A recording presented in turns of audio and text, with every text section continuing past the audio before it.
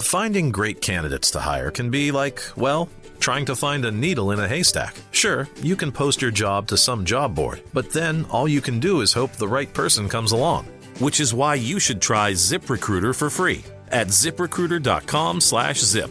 ZipRecruiter doesn't depend on candidates finding you. It finds them for you. Its powerful technology identifies people with the right experience and actively invites them to apply to your job. You get qualified candidates fast. So while other companies might deliver a lot of hay, ZipRecruiter finds you what you're looking for. The needle in the haystack. See why 4 out of 5 employers who post a job on ZipRecruiter get a quality candidate within the first day. ZipRecruiter, the smartest way to hire. And right now, you can try ZipRecruiter for free. That's right, free at ziprecruiter.com/zip. That's ziprecruiter.com/zip. ziprecruiter.com/zip. Hi, I'm Richard Karn, and you may have seen me on TV talking about the world's #1 expandable garden hose. Well, the brand new Pocket Hose Copperhead with Pocket Pivot is here, and it's a total game changer. Old-fashioned hoses get kinks and creases at the spigot, but the Copperhead's Pocket Pivot swivels 360 degrees for full water flow and freedom to water with ease all around your home. When you're all done, this rust-proof anti-burst hose shrinks back down to pocket size for effortless handling and tidy storage. Plus, your super light and ultra-durable Pocket Hose Copperhead is backed with a 10-year warranty. What could be better than that? I'll tell you what, an exciting exclusive offer just for you. For a limited time, you can get a free Pocket Pivot and their 10-pattern sprayer with the purchase of any size Copperhead hose. Just go to getcopperhead.com. That's getcopperhead.com for your 2 free gifts with purchase. Getcopperhead.com. Message and data rates may apply. See terms for details. Fireworks round device. With the first pick in the 2024 NFL Draft.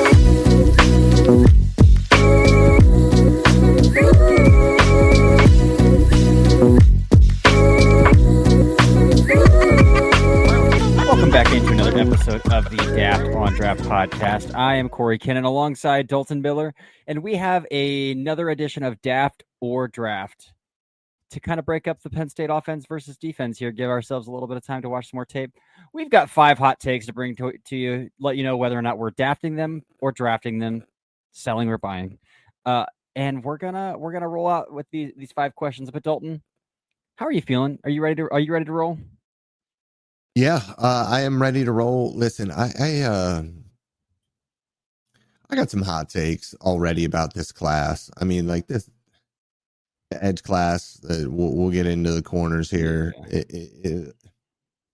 We might be looking at another 2025. I just don't see a lot that I love. Yeah. There's no I don't know if there's a legitimate blue chip prospect in this entire class. Jeremiah Love is the only one that I have graded there.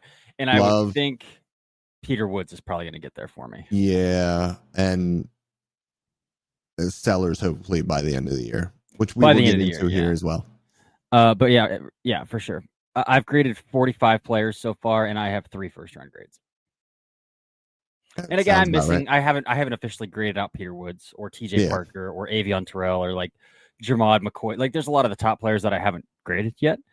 So like that's gonna change, right? But like through 45 players, including guys like Caden Proctor, Jordan Tyson, LaNorris Sellers, Jaden Greathouse, Isaiah World, like including some pretty big name players, I've got 3 first-round grades. So, yeah. I kind of agree with you there. But let's dive in here. We talked a little bit about the cornerback class. Let's start with that one.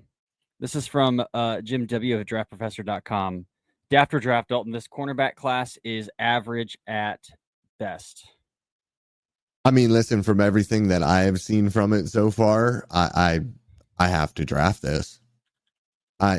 Every like big name that has been told or talked about to me so far has been incredibly underwhelming. Mm-hmm. And I mean, when we look at just like some of these top names that are in the class. Like, take for instance, if you look at the mock draft simulator at PFN, DJ McKinney, Jermod McCoy, Damani Jackson, but then it's like Will Lee, Mansour Delaney. Terrell is fantastic, I think, but then like Takario Davis, AJ Harris, David Igbinosun, like these are the names in the top 60 here. And obviously we could have guys shoot their way up, but like Dalen Everett, Deuce Chestnut, like there is no names here that I can look at that really do anything for me. Yeah, so trying to define average is also interesting because last year we had 3 corners go in the top 50. 2024, we had 8 corners go in the top 50. So, like, what do we consider to be average as well? 2023, I would think 8 would be average. You think 8 is average? If for corners with the premium on defending the pass, probably. 2023 had 5. So I guess we say 5 so 5 is the to 8. average. Yeah, 6.5. Split it and call it 6.5 is average. I think I think it's probably 5 to 8 next year too. Let me take a look here.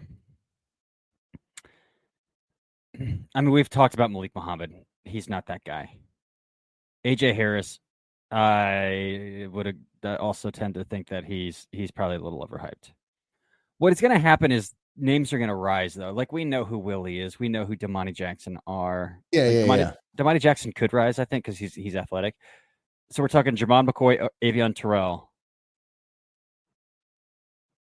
Is that it for, like, tier 1 to tier 2 corners in this class? I like Xavier Scott. I don't know if I like him first round, but I like Xavier Scott top 50. I wouldn't be opposed to that. Jermaine Matthews could become a top 50 guy. I do like DJ McKinney as well. I've watched DJ McKinney, graded DJ McKinney out. I have him graded probably right around that top 75-ish range, top 50 to top 75 range. So I think DJ McKinney can get there too. But yeah, if we're struggling to name 5 and we're saying 5 is average, then yes, average at best is what we're drafting. Average at best. Yeah. I'm there. Because there's some names that people want to hype that aren't very good. Like Malik Muhammad. I mean, Takario Davis has like 6th round grades after being a 1st round pick mocked last year.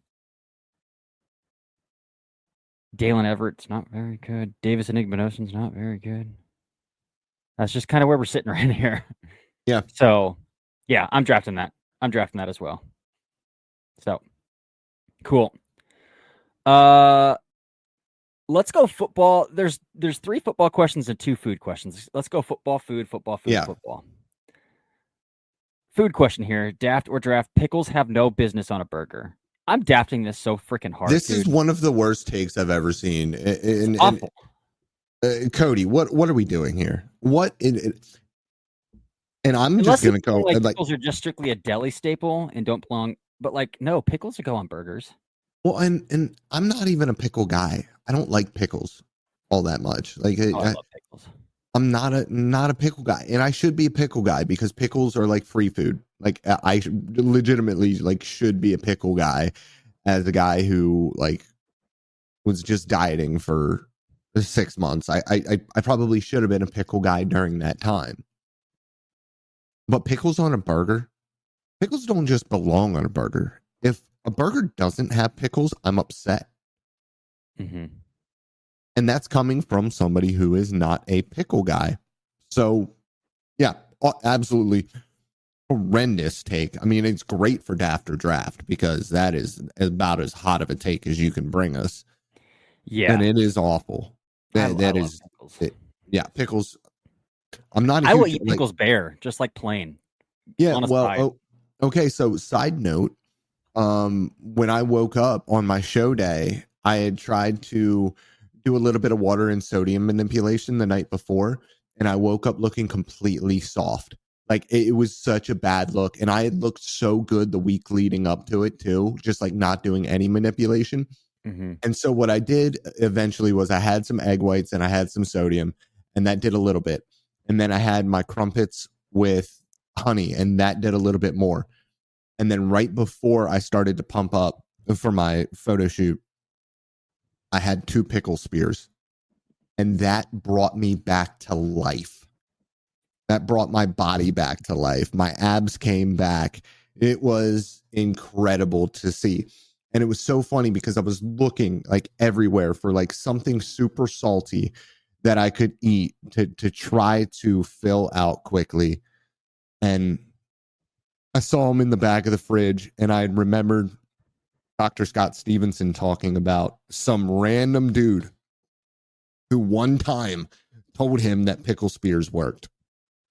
And I was like, let's try it. And it worked. And so I have a respect for pickles now that I didn't 5 days ago. That's so funny. All right, back to a football question here. This is from our buddy Bill Sparks. He's been an avid provider of questions and hot takes. A good scheme with lesser talented players is better than a bad scheme with superstar talents. Daft or draft? Daft. I think I'm gonna adapt this too. I'm a pretty big advocate of Jimmys and Joes are greater than X's and O's. I'm a huge X's and O's guy, but Jimmys and Joes matter more. Now there are outliers like Indiana last year. Especially at the college level. Oh yeah. Especially at the college level, the Jimmys and the Joes matter more. Yep, for sure. I mean, I guess Joe Brady was that offensive coordinator, but Ed Orgeron has won. No, okay, here's a good example. Gene Chizik has a national title as a head coach because he had Cam Newton playing quarterback for him. Like that Gene Chizik is as fraudulent as it gets, and everybody knows it, but he had Cam Newton. So, you know what? He's got a national title out of that. So, especially at the college level. I do think there are outliers like 2024 Indiana. Although 2024 Indiana I still think that was a pretty good very team. Strong foundation, for what's to come. Because they are recruiting like I don't know if they're pulling like 4 stars out of high school now. They're recruiting. They're recruiting now. There are some special cases, but even like look at Boise State. Boise State gave Oregon a run for their money because they handed the ball to Ashton Genty 35 times. Boise State made the college football playoffs because they handed the ball to Ashton Genty 40 times a game. Like that's what it comes down to sometimes at the college level is like force feeding your best player. And so I will always agree, especially at the college level. You need the big guns. You need the big guns. Yeah. Now at the NFL, the talent disparity at the NFL level is not very wide at all. It's very narrow. Very narrow. So at that point, sure. Yeah. I've seen Kyle Shanahan absolutely dismantle the Dallas Cowboys too many times to acknowledge or to ignore the fact that X's and O's matter a lot. Listen, man, Kyle Shanahan had people discussing whether or not Jimmy Garoppolo was a top 5 quarterback at one point in his NFL career. And he's doing the same with another guy now. Yes, he is. Who is definitely a lesser talented player than some of these other guys that you'll see physically around, for sure. Yeah, physically for sure. Yeah. We'll stick with Bill here. He's got a food question too. When it comes to barbecue ribs, dry rub is always better than a sauce rib. Daft, dude. I love sauce. Draft. 100% draft. I love sauce. You haven't lived in the South. That's fair. I am from Ohio. Yeah, but up north, the barbecue the ribs are different. Yeah. Down south fair. Is where the ribs are where they're supposed to be. I'm also not confident I've ever had a good rack of ribs before in my entire life. Okay, so when we go to Shrine this year, we're gonna go to Torrey Hunter's spot down in North Texas, and we are going to get the best ribs I've ever had. So we went to a barbecue place in Frisco this past year. I don't know if it was that spot or not, but it was. It could have been because it could have been the second spot because he has a spot up north, and then he also has a spot in Frisco. Okay. Yeah, you get like free banana pudding and ice cream at the end of the meal too. It's amazing. Free? That was in his spot. Yeah, free banana pudding and soft serve ice cream. Banana pudding is the best part of barbecue. With the crumpled up vanilla wafers in it. Oh. Yeah, of course. Here's another one. Just, I don't know if you've had all of them, but like Memphis barbecue, St. Louis barbecue, North Carolina barbecue, or Carolina barbecue, or Texas barbecue. Like, what is the best? I will die. No, I will die on the hill that Texas barbecue is the best, because I do believe if you can serve your meat, without having to drench it in salt or in sauce, that's when you know it's good. And I think Texas, the way that Texas does brisket, nobody can touch it. I think the pulled pork. I think the pulled pork in North Carolina and South Carolina is great. Memphis barbecue is all right, but Texas barbecue is different. It's good to know. I have had Texas barbecue again last year at Shrine, and I did rather enjoy it. I do love some brisket. There's a barbecue place here in Columbus that I hardly doubt is up to the standard of what we're talking about here, but they do have some brisket birria tacos though that are very good. But yeah, I'm not sure I've ever. Here's a little fun fact about me. I grew up poor, and then I was vegetarian for 10 years of my life, and so, or for like 8 years of my life, and so when I growing up, we never ate barbecue. Like that's just, especially I also grew up in Mansfield, Ohio, which is a city of 60,000 people. Like, where are we gonna go get barbecue? And then also we're like, that's not what we're spending money on. And then for a while there, I just didn't eat meat, so. Maybe I'll have to make the rendezvous around to the different barbecue spots around the nation and make myself a chart. Yeah, you might have to chart out the barbecue. Hi, I'm Richard Karn, and you may have seen me on TV talking about the world's #1 expandable garden hose. Well, the brand new Pocket Hose Copperhead with Pocket Pivot is here, and it's a total game changer. Old-fashioned hoses get kinks and creases at the spigot, but the Copperhead's Pocket Pivot swivels 360 degrees for full water flow and freedom to water with ease all around your home. When you're all done, this rust-proof anti-burst hose shrinks back down to pocket size for effortless handling and tidy storage. Plus, your super light and ultra-durable Pocket Hose Copperhead is backed with a 10-year warranty. What could be better than that? I'll tell you what, an exciting exclusive offer just for you. For a limited time, you can get a free pocket pivot and their 10-pattern sprayer with the purchase of any size Copperhead hose. Just go to getcopperhead.com. That's getcopperhead.com for your 2 free gifts with purchase. Getcopperhead.com. Message and data rates may apply. See terms for details. Might have to. All right. Last question here, and this is from you, a Dalton Miller original. It's not a question; it's a statement. It is a statement. Okay. This is how we're feeling here. So Daniel Jeremiah tweeted out today some love for LaNorris Sellers. Again, there's quite a bit to love with LaNorris Sellers. So understandable. In this tweet, he did comp him to former Minnesota Vikings quarterback Dante Culpepper out of UCF. First round pick, athletic freak coming out of college as well. If you go look at his RAS and all of his testing numbers coming out of college, Dante Culpepper was a pretty comparable athlete to what Anthony Richardson just did a few years ago, which is pretty staggering. When, again, like, I didn't grow up. I mean, Dante Culpepper was around like the time that I was in, like, what? He was on the cover of Madden 02. He would have been 7. Yeah, he was on the cover of Madden 02 when he started. So like 10 to 12 is like my age recognition of LaNorris Sellers, or not of Dante Culpepper. And the Dante Culpepper I knew is kind of like, he had a season-ending injury and he was a lot less mobile at like the points that I remember Dante Culpepper. So like having that in the back of my mind that like, no, Dante Culpepper was actually a freak, is really funny to kind of think about. But off track there. Daft or draft here from Dalton himself. LaNorris Sellers will finish with a better NFL career than Dante Culpepper. I mean, I think if you told people that LaNorris Sellers would have the identical career of of Dante Culpepper, you take him 1.1 without even thinking about it. Yeah, especially in this quarterback class. Yeah. Again, interception numbers from that era of quarterback play are always going to be really inflated. because those boys were just throwing the football around the yard. I mean, Peyton Manning had high interception numbers as well back then.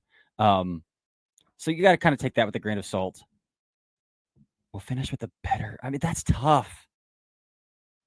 I guess that's why we do this. It's so hard for me to project what guys can become to guys that have already been, you know?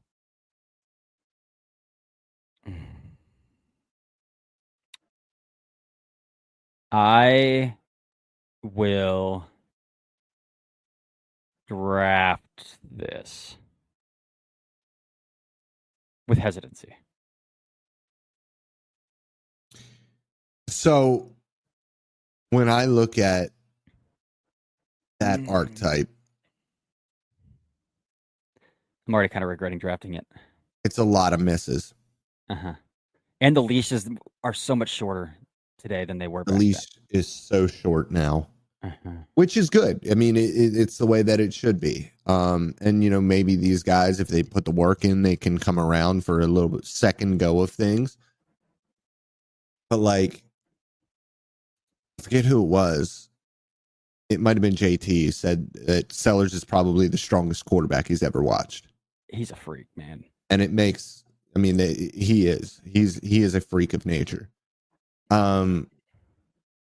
There is so much to like about him. But then I sit back and I think there was so much to like. And it's a different situation than Justin Fields at Ohio State, because he's not sitting back there for 4 seconds with a great offensive line and 2 first-round wide receivers and you're chucking the ball into the intermediate areas of the field with nobody breathing down his neck. That's not what LaNorris Sellers is dealing with at the SEC level. Right. But my hesitancies come with his hesitancies as a passer. Yeah, but he's also young.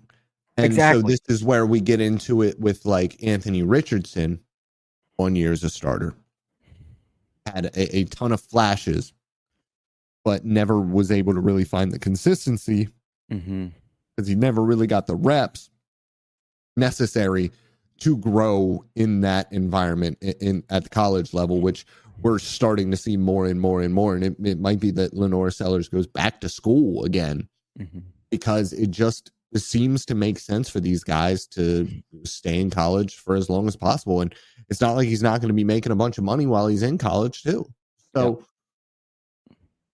I think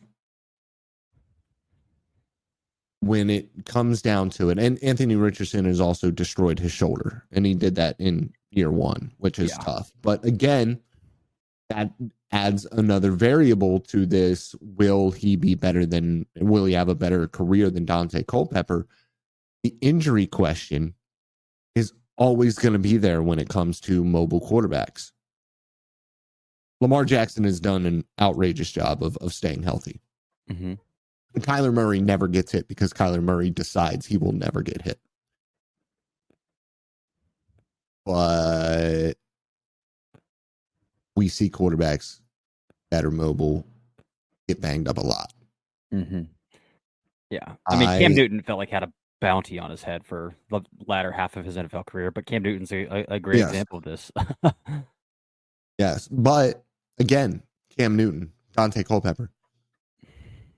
If you tell me LaNorris Sellers is going to have Cam Newton's NFL career, you're taking that 10 times out of 10.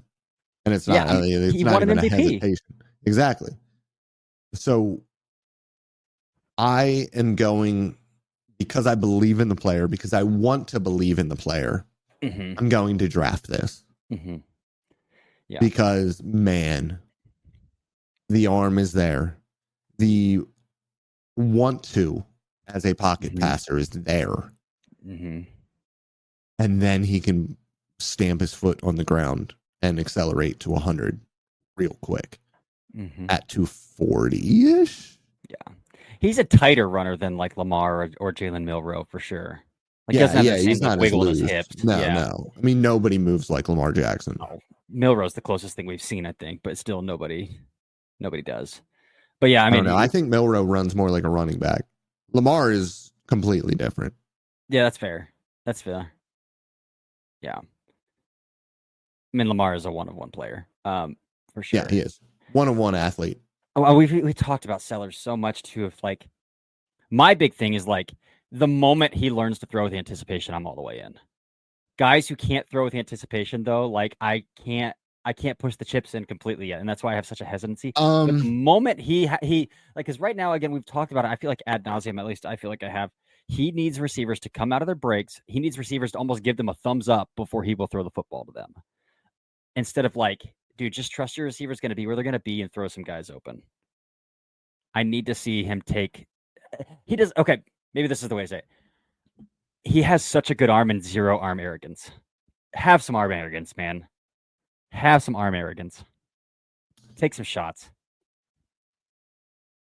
The moment I see him do some, I get where your head's at, but and I guess that's the problem with like he'll be going 1-1 most likely, so he won't have the same luxury. But like Dak as a rookie, Dak in year 4, it was not an anticipatory thrower at the NFL level.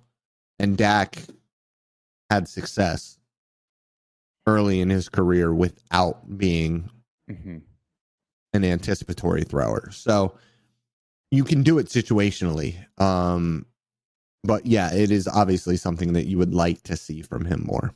Yeah. And I will also say, like, I'm cognizant that he was a first-year starter. And I felt like he very much had first-year starter syndrome where there's just like that noise in the back of his head, just like, don't mess up, don't mess up, don't mess up. So I feel like he was probably a little more overly cautious than like he might have trained himself to be a little more overly cautious. But again, it might be the way he's coached, because look at Spencer Rattler coming from Oklahoma, where he was like the gunslinger to the nth degree and had no regard for a pocket and was going to throw any football that he wanted to throw, to almost becoming a robotic pocket passer by the time he left South Carolina. So yeah, it could be, again, a way that they're coached. But I mean, I do think there's probably an element to his game where he's just like, I mean, he threw 4 picks in his first 5 games. He probably toned it down a little bit at that point too, to that point where like there's just that ringing in the back of his head, like you gotta protect the football, protect the football, protect the football, protect the football. But let's see if he can open it up a little bit more this year. Let's see. But that's all we got, man. That is. We worked it out. 5 hot takes. Some food talk. Always good to get to throw in some food talk. But that's all I got, man. I don't have anything. I just want to tell the people that I love them. And I am already disappointed in the Penn State defensive talent that I've watched so far. That's a good segue to tomorrow's episode. Maybe people won't listen after that, but please listen. Please listen. Feed our families. But we'll talk about those Penn State defenders tomorrow. Yeah, it is what it is at this point. But until then, this has been another episode of the Daft on Draft podcast. Lowe's knows how to help you save. This July 4th, get up to 40% off select Whirlpool kitchen appliances. Plus, get an additional 10% off when you buy 2 or 3 select major appliances. And when you buy 4 or more, you'll save an additional 20%. Find the right appliances and features that fit your kitchen's unique needs and style. Shop Whirlpool 4th of July deals at Lowe's. Valid through 7/9. See Lowe's.com for details. Savings vary based on purchase amount. Selection varies by location.